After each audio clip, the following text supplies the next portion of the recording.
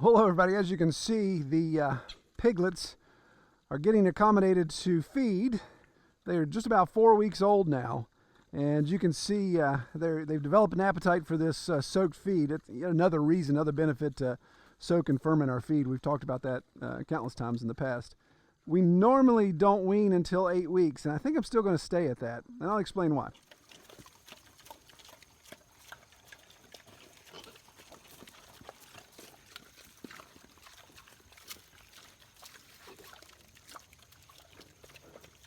So just in this last week, they're really getting the best of both worlds in this situation. They're actually starting to eat the feed. At first, they're just kind of tasting a little bit, trying it out. But they're actually consuming the feed now, and of course, they're still able to nurse. So they're getting that double source there, getting the good protein from mom, getting introduced to the minerals and all the grain here. So it's really going to allow them to put on weight well. Now, obviously, we got to watch and make sure we're not doing that at the expense of the two sows.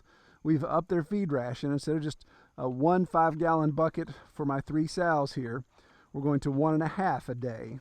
And that's a soaked, complete pig ration. We've documented that just here recently in one of our videos. So by upping that ration, hopefully allow them to keep from having weight pulled off too much. But you can see 4 weeks in, they're still looking really good as far as their weight goes, and their conformation still is doing well. So I switched to feeding in the indestructible, destructible pig bowls that you see here. And you can see I set out, what did I set out, 5 maybe? Set out 5 for 3 sows, and I stopped using the trough.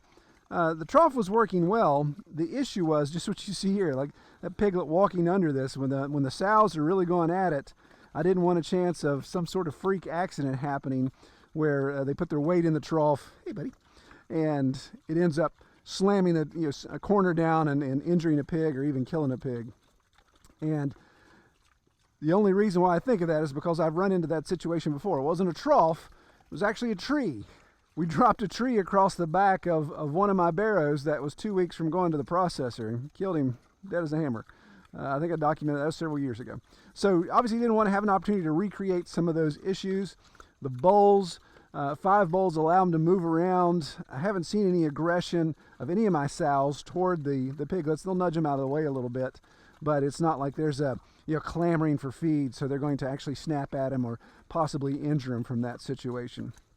Bowls just kind of spread that out a little bit, and also give a spot for, you can see behind me here, I don't know if you can see that because of the boards in the way, but behind me here we've just got the piglets just hanging out of the bowl.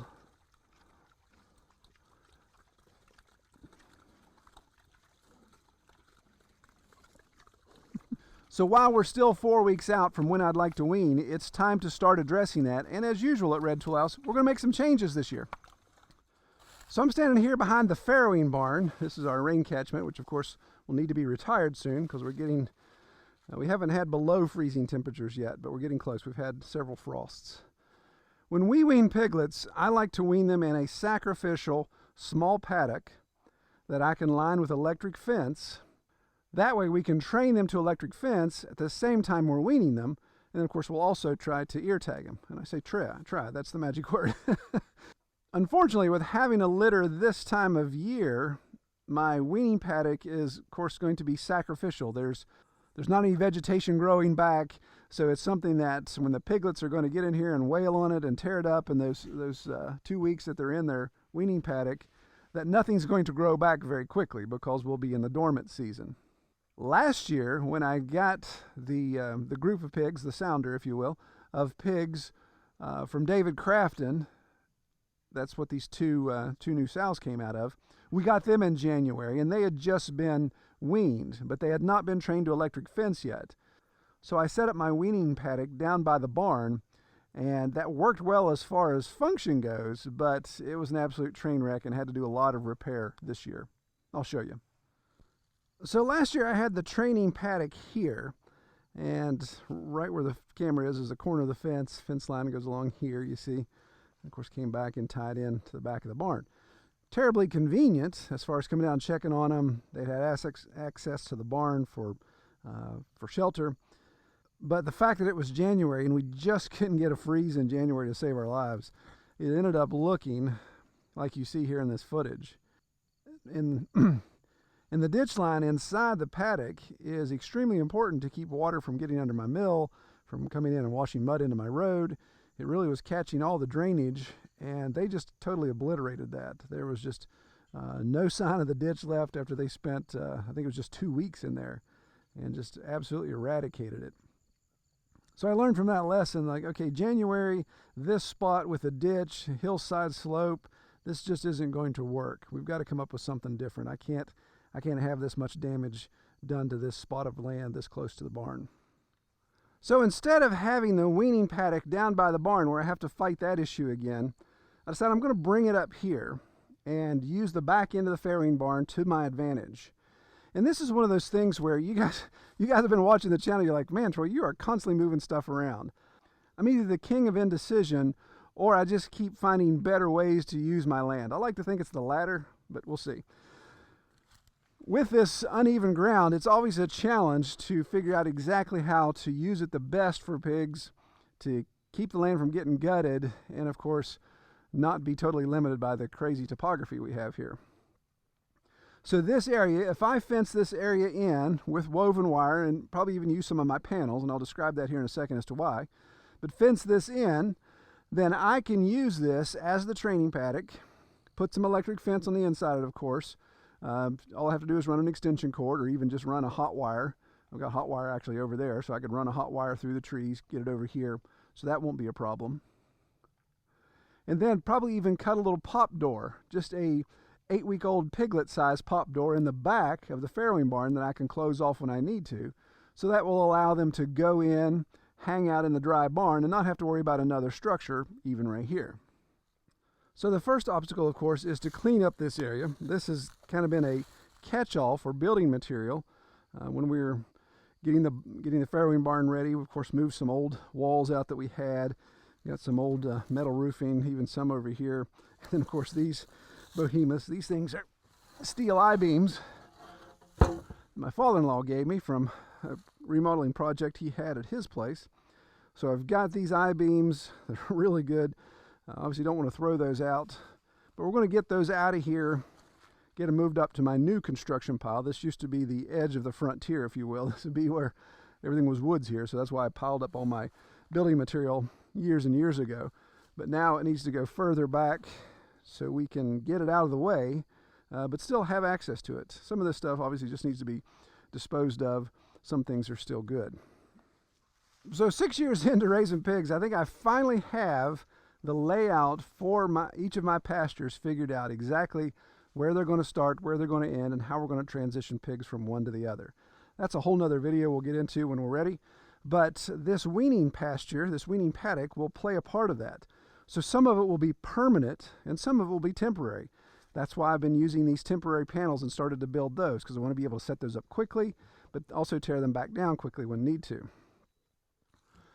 So this farrowing barn, again, if you followed the channel, you know I built these, closed in the end of this farrowing barn with these two doors specifically. And it kind of seems redundant right now since they can have access to either side, but it helps for sorting. That was the primary purpose of sorting for farrowing, but now I see it even has greater value. So as I bust up this pasture, it's going to come into play and serve as shelter for two different pastures, but one building. So let me show you.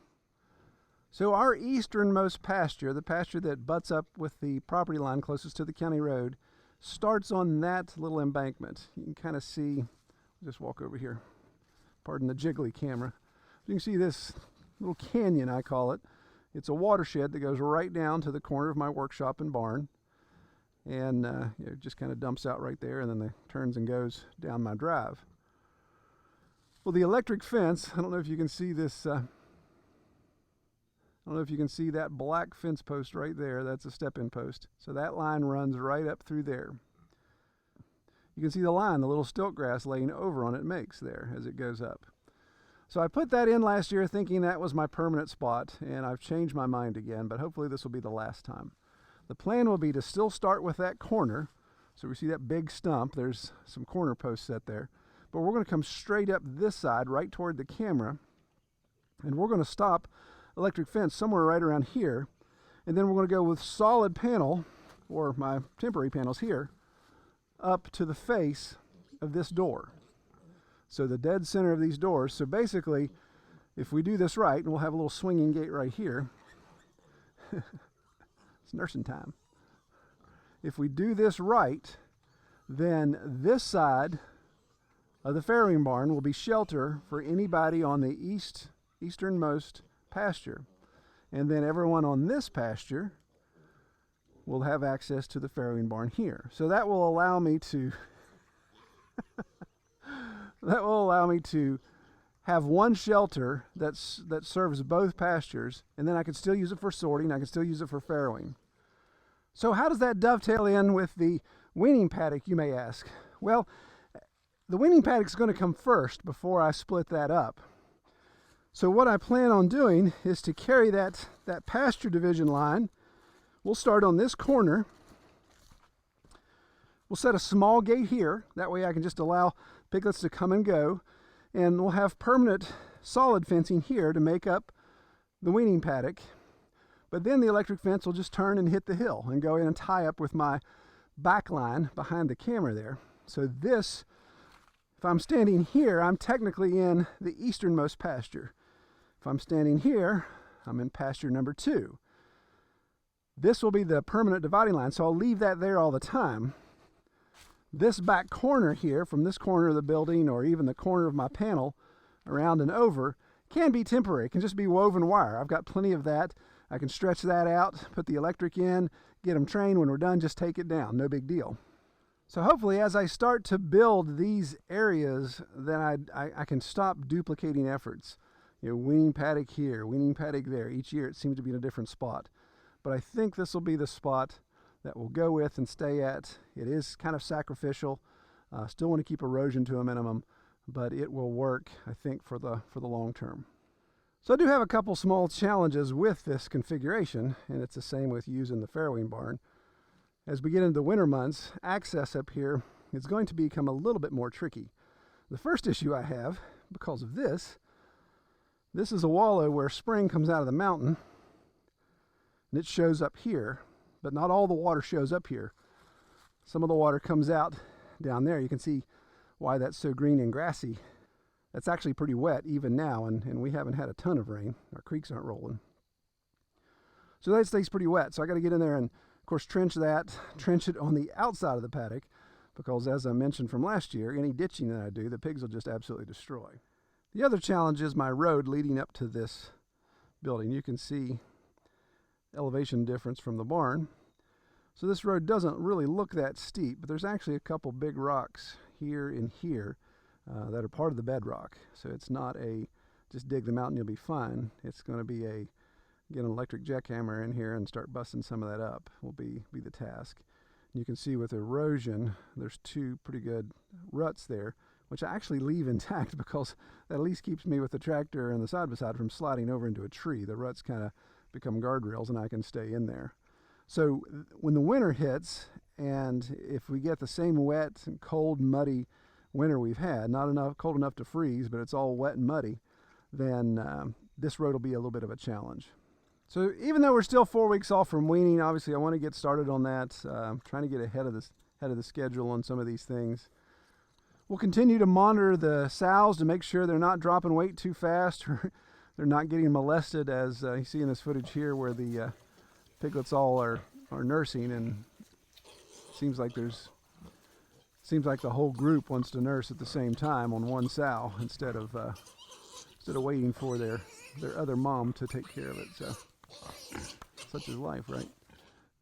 But we'll detail weaning, we'll detail our processes, again trying to get some more details in place, trying to get more procedures in place and infrastructure as we go along, so we can just improve our pastured pig operation here at Red Tool House. All right, take care everybody.